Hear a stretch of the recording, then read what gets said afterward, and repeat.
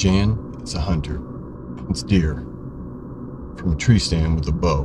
And apparently what bow hunters like to do is they hang their bow in the tree stand instead of just holding it for the entire time. She designed a bow hanger, it's called. And apparently this is some kind of apparatus that allows her to suspend the bow in front of her or slightly off to the side where she can easily grab it, manipulate it, and aim it without alerting the deer, hopefully, is the idea. That morning, the morning of 29 September, Jan had already installed the bow hanger and wanted to go to the tree stand to try it out as she was going to go hunting that evening in the tree stand. So she took her bow out to the tree stand and took the following picture of her new bow hanger. This picture was taken at 10:14 a.m. on 29 September 2010. The resolution is 1024 by 768 and it is 404 kilobytes. This is important. You'll see why later. I guess she left shortly after that and she returned to her tree stand at 17:30. At first, she sees squirrels running around, hears birds making noises, basically normal forest sounds. It's normal for her. She's used to being in the woods, so all of these sounds are normal. She even recalls a squirrel above her that was dropping, I guess, bits of nuts that it was eating onto her or around her in her tree stand while she was sitting there. While she's hanging out in the deer stand, she texts her friend just to occupy her time using her BlackBerry phone. This is 2010, okay? Then she then took a selfie, I'm assuming one that she probably sent to her friend. At 18:21, she took the following image.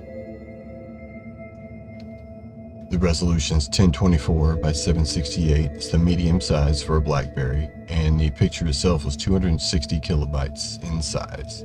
Shortly after this, the woods go quiet, very suddenly. And as Jan is used to being in nature, in the woods, and out in those woods in particular, this immediately got her attention. She was surprised and unnerved, and she texted her friend the following message. Something is wrong. The woods just went to a dead silence. No squirrels, no birds, no crickets. Is odd. And she sent the message at 18:23. Now Jan, being somebody who spends a lot of time in the woods, knows that when a predator enters the area, all animals will basically stop making noise. They're wanting to hide, to stay clear of any predators, to basically not be noticed. And that's generally understood to be the cause of the sudden lack of noise all around the forest. Everything from small rodents like squirrels to birds, even insects, will stop making noise. So she's sitting in her tree stand, pretty unnerved by this development, doesn't know what kind of animal, it could be, but obviously it's one that the animals in the forest would recognize as a predator. She becomes aware of a weird visual effect as it moves across her field of vision from left to right. It captures her attention, probably just the sheer motion of it did, because when you're out hunting, that's what you're looking for, is motion. And after sitting so long in the same location with the same scenery, you're more adept at noticing motion. She then focused in on the effect itself and described it as looking through saran wrap, or looking at a mirage above a hot road. She also compared it to the active camo used in the movie Predator. If you remember, the Predator had this camouflage and you could still sort of see an outline of him. It distorted the image. Basically, you would be looking through it, but it would look like a mirage or a shimmer. She judged the distance to be, in hindsight, to be about 15 to 20 feet from her and 10 feet above her. Even though she's in her tree stand, it was still 10 feet above where she was. Relative to her, it moved from her 15 degrees to her 45 degrees. So if she were looking straight ahead being 360 or 0 degrees, 15 degrees, 45 degrees. So it moved across her field of vision.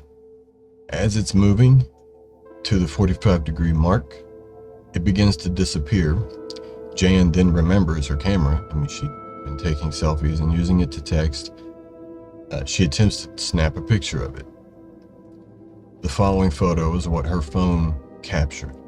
Now, this photo was taken at 1823, 29 September 2010.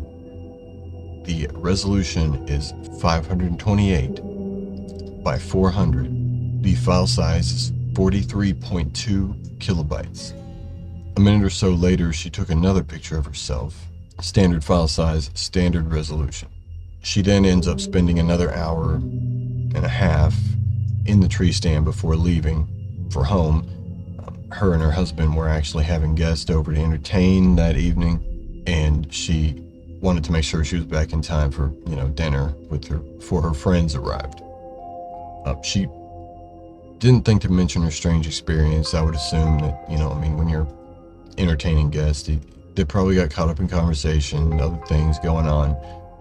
I guess she just kind of put it to the back of her mind. They ate dinner, then watched a movie.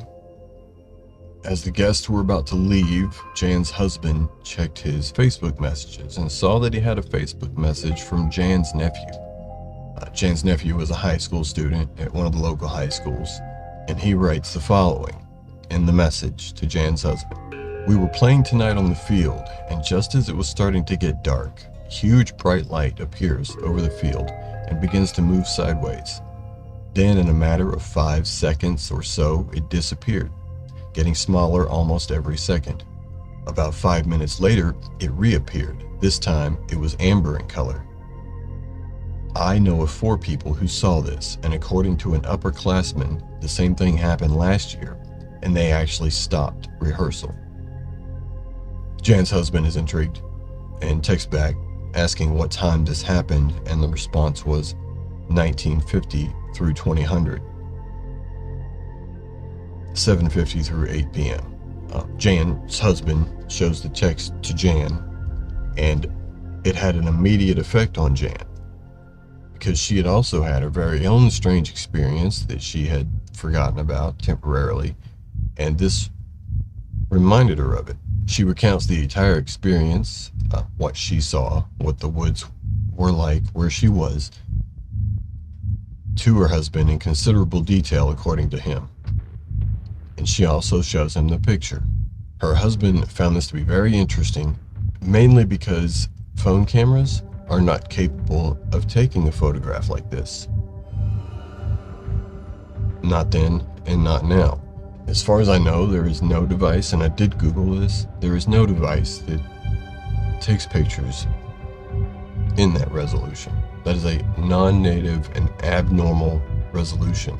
Now, you can create a photo using resize and resampling in software to create a photo with that resolution, with what Jan's knowledge was. Apparently, she wasn't adept at photo manipulation at all, because her husband writes that she could not have changed the resolution even if she wanted to, because her phone had 3 settings. Large is 1600 by 1200.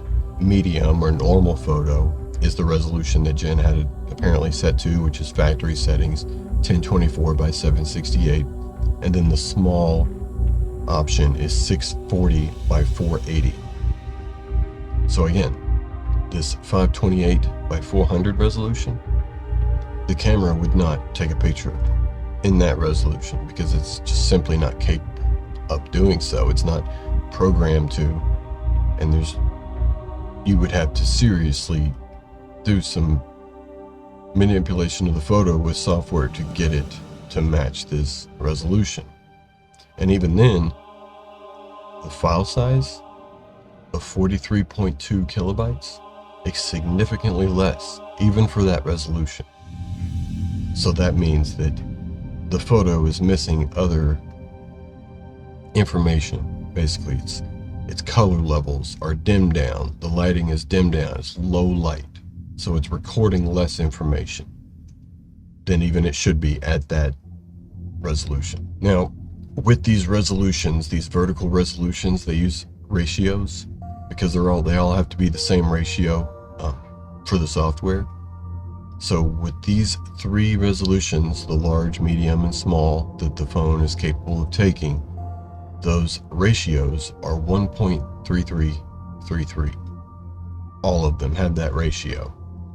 The 528 by 400, being an abnormal spatial resolution, had a ratio of 1.320. Again, non-native. The software is not programmed to capture that. The camera is not even equipped to capture that, and it has no option with which to select it to even do so.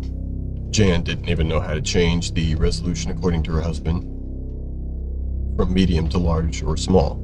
She just left it on medium and had been taking pictures like that ever since. Now, if you look at the left-hand side of the photograph, it might appear to be hair, but from the photos that you've seen of what Jan was using, her hair was tied back and she also had a ball cap on. And when she took the photograph, according to her, she was holding it out 1.5 feet away from her body. The husband did attempt to try a few experiments. He placed a magnet near the phone just to see if there could have been a magnetic field interfering with, the phone or the results of the photograph.